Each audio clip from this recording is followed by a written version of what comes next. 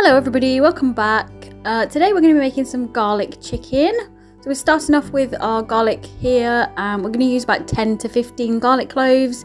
Depends how garlicky you like it.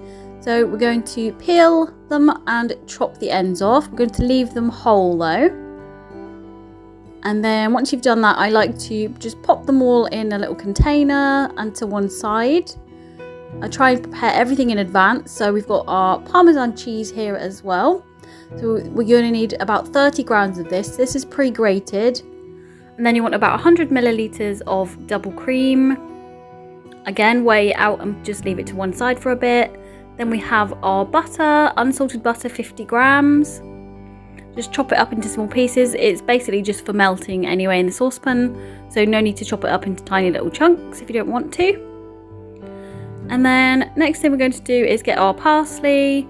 And you just sort of want a small bunch of parsley and just chop it into little pieces, however you like, rough as you like. And again, put this into another little pot and put it to one side.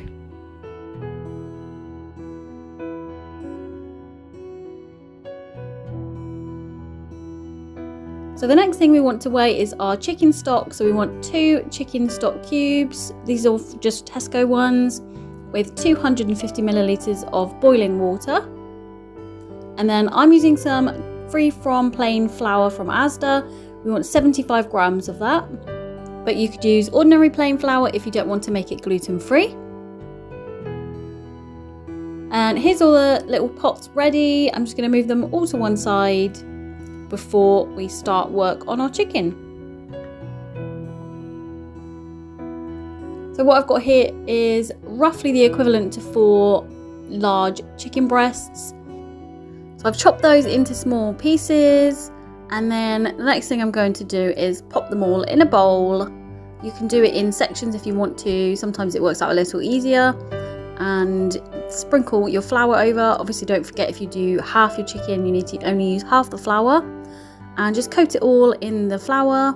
Once you've done that, you're going to season your chicken as well. So I've used some sea salt and also some lovely pepper. So we're going to start cooking our chicken now. You'll need around about 2 tablespoons of either olive oil or rapeseed oil. You can use vegetable oil if you prefer. I did find I needed a little more oil than the recipe said though. So fry your chicken for a few minutes till it's lightly golden. We're going to add our butter in now and also our garlic. And you want to mix them all in and leave the butter to melt and the garlic to soften quite well. I did keep stirring it fairly often just because the flour and the chicken tended to stick to the bottom of the pan otherwise. So it's a good idea to keep an eye on it, and you want to also cook the garlic for around 5 minutes until it's nice and golden. I'm going to add my chicken stock next.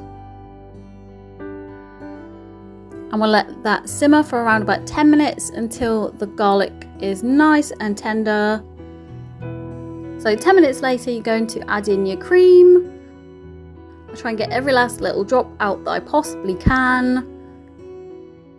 And once you've added your cream, I'm also going to add my Parmesan cheese and give that a really good mix in. And you want to simmer that together for 5 minutes until it starts to thicken a little bit.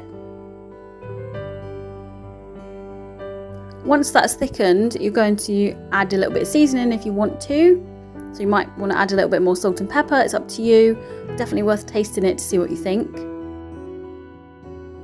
So you can see after 5 minutes, the sauce has definitely thickened and it's looking absolutely delicious. It's at this point towards the end that you're going to add in your chopped parsley. Pour all of that in and give it a quick stir through. And once you've done that, it's all done. It's time to plate up. So I'm serving mine with some basmati rice and also some green beans. They all seem to go really well together. So please do let me know if you try this at home, what you thought of it. I hope you enjoyed this video. Thank you so much for watching, and I hope to see you again for my next video.